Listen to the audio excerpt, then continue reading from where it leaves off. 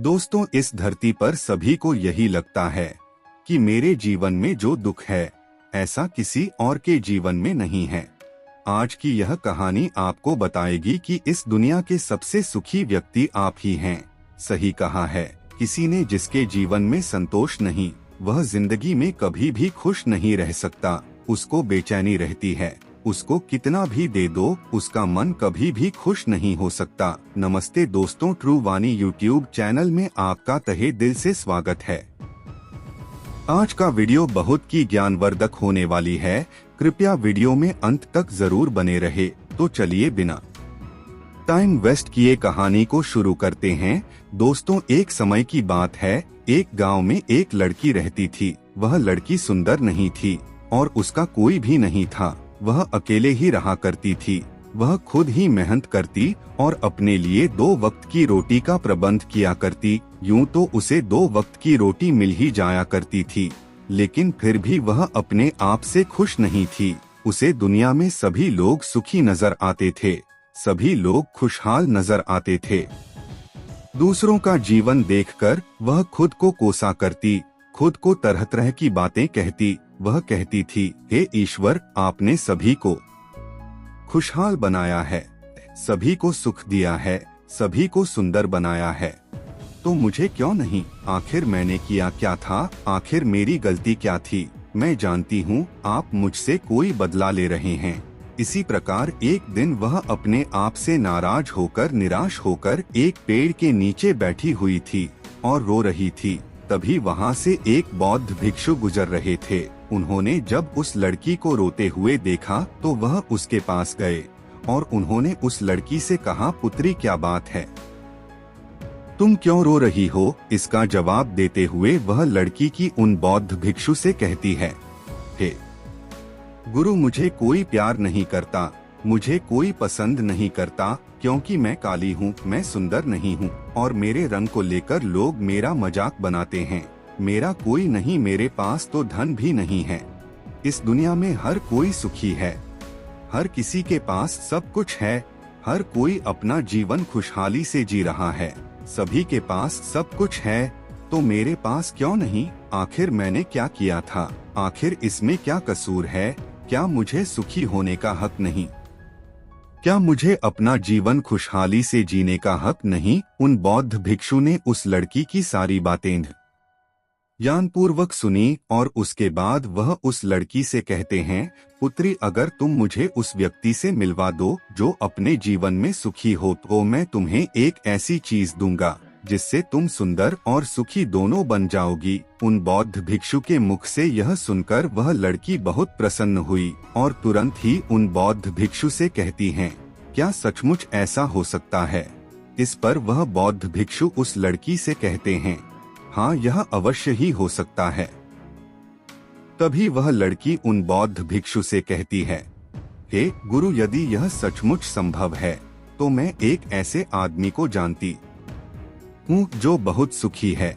मैं उसे अभी लेकर आती हूँ, आप मेरा यहीं पर इंतजार करना। इस पर वह बौद्ध भिक्षु उस लड़की से कहते हैं, जब तक तुम वापस नहीं लौटोगी मैं तुम्हारा यहीं पर इंतजार करूँगा। इतना कहकर वह लड़की वहाँ से भागी भागी अपने मालिक के पास पहुँची, जो कि एक किसान था। उसने किसान से कहा, मालिक, आप मेरे साथ चलिए, मुझे एक बौद्ध भिक्षु मिले हैं जिन्हें मैं आपसे मिलवा चाहती हूँ। उन्होंने कहा है कि अगर मैं एक ऐसे सुखी व्यक्ति को उनके पास ले जाऊंगी तो वह मुझे सुंदर और सुखी दोनों बना देंगे। उस लड़की की आवाज सुनकर वह किसान दुखी होकर उस लड़की से कहता है, मैं तुम्हें कहाँ से सुखी लगता हूँ? इस पर वह लड़की उस किसान से कहती है, मालिक, आपके पास तो सब कुछ है, आपके पास तो घर है, अच्छा खाने के लिए है, रहने के लिए अच्छा मकान है, आपका अपना परिवार है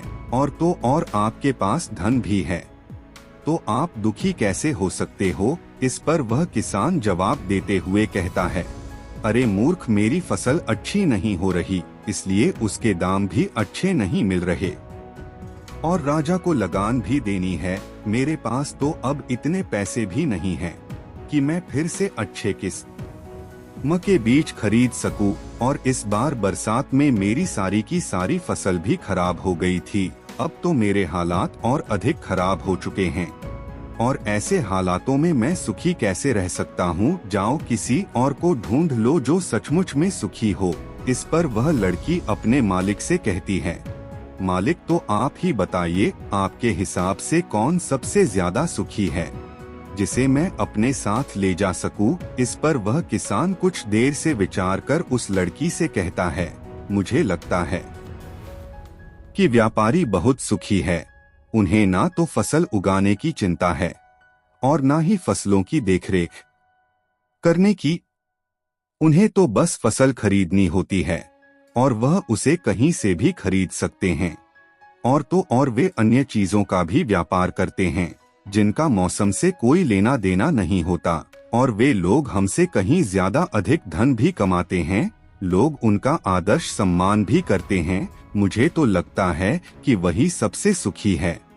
तुम उन्हीं के पास जाओ। वह लड़की अपने मालिक की बात सुनकर वहां से भागी भागी एक व्यापारी के पास जा पहुंची और उस व्यापारी से कहती है, मालिक आप मेरे साथ चलिए, मुझे एक भिक्षु मिले हैं जिन्हें मैं आपसे मिलवाना चाहती हूँ। उन्होंने कहा है कि किसी ऐसे सुखी व्यक्ति को ले आओ जो सचमुच सुखी हो, और उसके बाद वह मुझे एक ऐसी चीज देंगे जिससे मैं सुंदर और सुखी दोनों हो जाऊंगी। उस लड़की की बात सुनकर वह व्यापारी दुख भरे शब्दों में उस लड़की से कहता है, अरे हमारे जीवन में कहाँ सुख है?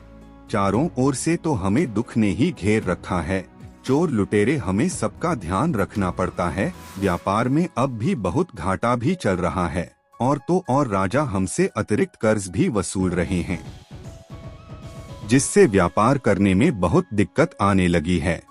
हमें सुरक्षा भी नहीं मिल पा रही। जीवन पर हमेशा कोई ना कोई संकट मंडराता ही रहता है।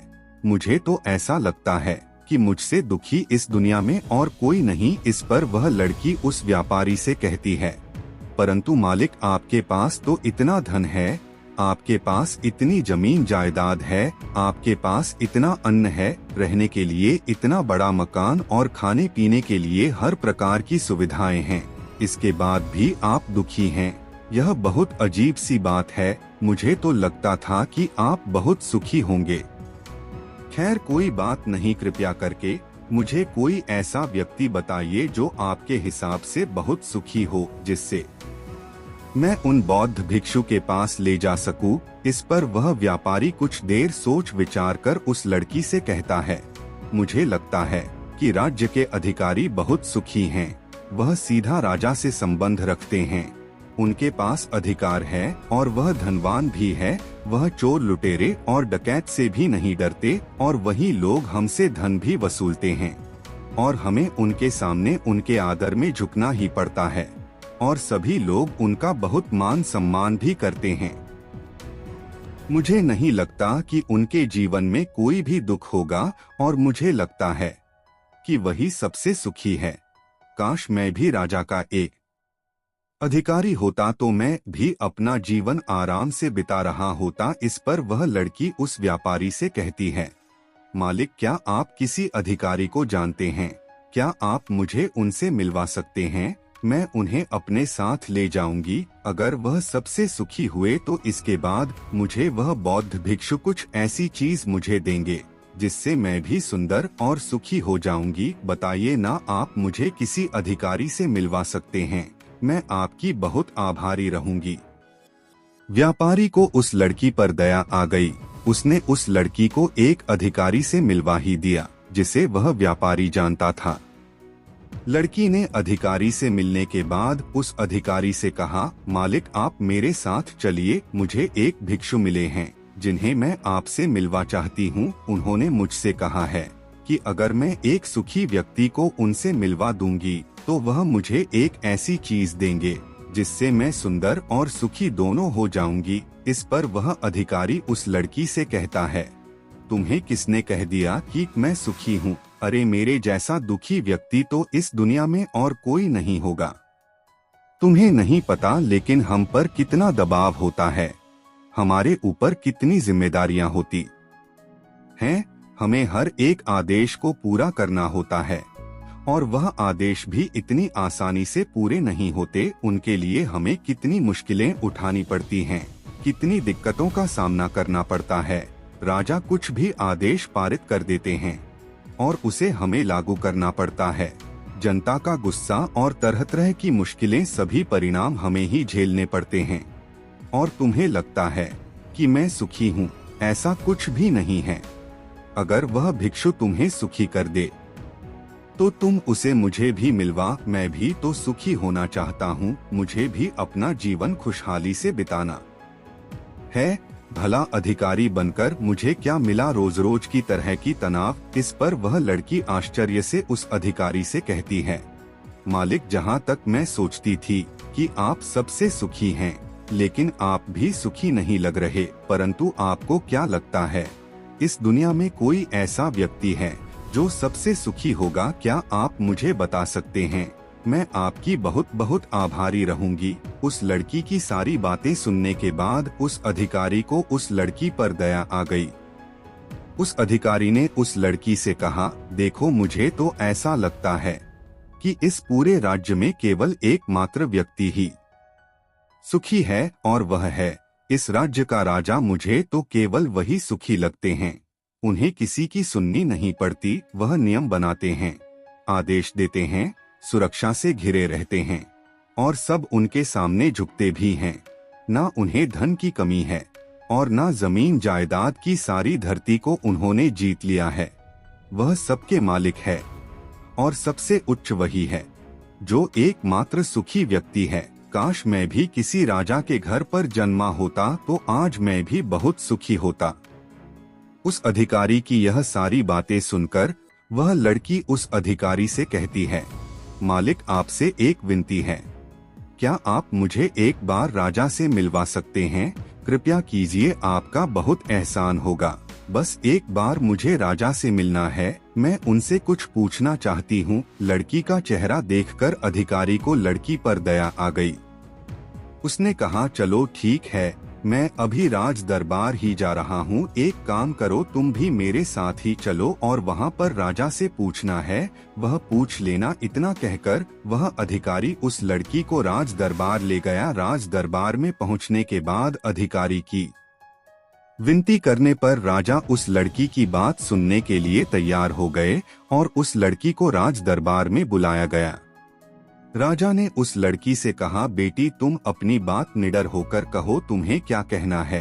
तुम मुझसे क्या पूछने आई हो? इस पर वह लड़की थोड़ा घबराते हुए, थोड़ा डरते हुए राजा से कहती है, हे राजन, मैं एक संपूर्ण सुखी व्यक्ति को ढूंढ रही हूँ। मुझे एक भिक्षु मिले हैं और उन्होंने मुझसे कहा है कि यदि तुम कोई ऐसा सुखी व्यक्ति मुझसे मिलवा दो तो मैं तुम्हें एक ऐसी चीज दूंगा जिससे तुम सुंदर और सुखी दोनों हो जाओगी। काफी लोगों से मिलने के बाद मुझे यह पता चला कि आप ही हैं जो इस दुनिया में एकमात्र सुखी व्यक्ति है। तो क्या आप मेरे साथ उस भिक्षु से मिलने चलेंगे? आपका बड़ा एहसान होगा। राजा उस लड़की की बात ध्यानपूर्वक सुनता है और उसके बाद जोर जोर से हंसने लगता है और उस लड़की से कहता है, अच्छा, सब की तरह तुम्हें भी लगता है कि मैं इस दुनिया का सबसे सुखी व्यक्ति हूँ, लेकिन यदि कोई मुझसे पूछे कि इस दुनिया में सबसे दुखी व्यक्ति कौन है तो वह मैं ही हूँ। मेरे पास नींद नहीं है, मेरे पास आराम नहीं है, मैं आराम से सो नहीं पाता। अंगरक्षक हमेशा मेरे आसपास रहते हैं, उनके बिना मैं अकेले कहीं जा भी नहीं सकता। जरा सी आहट होती है तो नींद टूट जाती है। डर हमेशा लगा रहता है क्योंकि मेरे दुश्मन मेरे घर में ही रहते हैं, जिनका मुझे पता तक नहीं कौन कब और कहां से मुझ पर वार कर दे, कोई नहीं कह सकता। यहाँ पर बैठे सभी लोग मेरे दुश्मन ही तो हैं, वे सभी मेरे शत्रु हैं। यहाँ पर बैठा हर एक व्यक्ति मेरे राज दरबार का ही है, किंतु मुझे सब पर शक करना पड़ता है। हर एक सांस मुझे भारी मालूम पड़ती है। इतने बड़े राज्य की जिम्मेदारी उठाना इतना आसान नहीं। तुम्हें लगता होगा कि राजा के पास तो सभी ऐशो आराम है, धन है, दौलत है, जमीन जायदाद है, उनके पास किसी चीज की कोई कमी नहीं है। और इस हिसाब से तो उन्हें सुखी होना ही चाहिए। किंतु मैं तुम्हें बता दूं कि यह सब सुख नहीं देते। इस पर वह लड़की राजा से कहती है, हे राजन, क्षमा कीजिएगा, परंतु यदि सुख धन दौलत नहीं देती, जमीन जायदाद नहीं देती, ऐशो आराम नहीं देता, तो क्या हुआ? कम से कम सुंदरता तो सुख देती है। इस पर वह राजा एक बार फिर मुस्कुराते हुए उस लड़की से कहता है, पुत्री, सुंदरता जो मैंने देखी है, जो लोग शक्ल से सुंदर होते हैं उनके मन सुंदर नहीं होते। वे लोग तो एक मुखौटा लगाए घूमते रहते हैं। वे दूसरों को दिखाते हैं कि मैं कितना सुंदर हूँ, लेकिन समय सबकी सुंदरता छीन लेता है। एकमात्र सुंदरता मन में ही रहती है, और जिसका मन सुंदर है वह हमेशा ही सुंदर रहता है। इस पर वह लड़की राजा से कहती है, हे राजन, तो आप ही बताइए कि आपके हिसाब से इस दुनिया में सबसे सुंदर और सुखी कौन है? इस पर वह राजा लड़की से कहता है, मेरे हिसाब से तो एक गरीब व्यक्ति जो 2 वक्त की रोटी का प्रबंध कर सके, जो किसी तंत्र बिना, किसी बंदिशों के बिना किसी भी दिशा में घूम सके, उसे कुछ भी छिन जाने का डर ना हो, कुछ भी लूट जाने का खौफ ना हो, जिसे रात को अच्छी नींद आती हो। मुझसे पूछोगे तो सबसे ज्यादा सुखी वही होगा, और इस हिसाब से मैं तुम्हें देखता हूँ कि तुम सबसे सुखी हो। तुम्हारे पास नींद है, अच्छा मन है, चारों दिशाएं हैं, और कोई डर नहीं, कोई साजिश नहीं, कोई षड्यंत्र नहीं, बस जीवन है, खुला जीवन। मेरे हिसाब से तुम ही सबसे सुखी हो। राजा की यह सारी बातें सुनकर एक पल के लिए वह लड़की सोच में पड़ गई, और तभी उसे इस बात का एहसास भी हो गया, वाकई में वह एकमात्र सुखी है, वही सुंदर है। और अब वह जो थी, जैसी भी थी, उसे खुद के होने पर गर्व होने लगा। पूरे दिन यहाँ वहाँ भटकते हुए आखिरकार थक हार कर संपूर्ण सुख लिए वह चेहरे पर मुस्कान लाई। प्रकृति से बातें करते हुए वह उन बौद्ध भिक्षु के पास वापस लौटी, और उसने उन बौद्ध भिक्षु से कहा, हे गुरुवर, मैं यहाँ से गई थी तो मुझे लग रहा था कि मैं ही सबसे दुखी हूँ और मैं ही सबसे बदसूरत हूँ, लेकिन यहाँ से जाने के बाद जैसे जैसे मैं लोगों से मिलती गई, मुझे यह एहसास होने लगा कि इस दुनिया में सबसे सुखी व्यक्ति तो मैं ही हूँ। हाँ, यह बात और है, मैं किसी सुखी व्यक्ति को आपके पास ला ना सकी, क्योंकि मुझे लगता था कि मुझे छोड़कर सब सुखी है, लेकिन बात तो कुछ उल्टी ही हो गई। यहाँ तो मुझे छोड़कर सभी दुखी हैं। सभी को किसी न किसी चीज का डर है, कुछ ना कुछ खो जाने का डर है, कुछ ना पाने का डर, खुलकर ना जी पाने का डर। इस हिसाब से तो मेरे पास सब कुछ है। मैं खुशी से झूम सकती हूँ, गा सकती हूँ, जहाँ मन करे वहाँ जा सकती हूँ, और 2 वक्त की रोटी का इंतजाम करने के लिए मेरे पास यह हाथ और पैर भी है।